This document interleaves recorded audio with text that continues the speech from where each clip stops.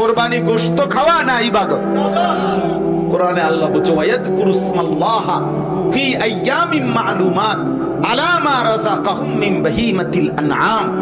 আল্লাহ বলেন কুরবানির নির্ধারিত দিনে যে চতুষ্পদ প্রাণীগুলো জবাই হয়, ওই সময় যে আমি আল্লাহর নাম আল্লাহু আকবার আমার বান্দারা একসাথে বলে, আল্লাহ বলেন ওই আমার নাম জিন্দা করা, আমার নাম বুলন্দ করা, এই উদ্দেশ্যেই আমি আল্লাহ কুরবানির বিধান দিয়ে থাকি।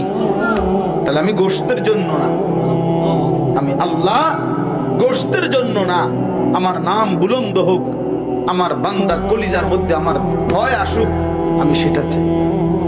ওয়ালাকিন ইয়ানালুহুত তাকওয়া মিনকুম। এজন্য প্রত্যেকে আরো বিস্তারিত নিজেদের আশেপাশের আলেম থেকে কোরবানির মাসআলা জেনে নেবেন, কোরবানির মাসআলা জেনে নেবেন, খামখেয়ালি করেন না।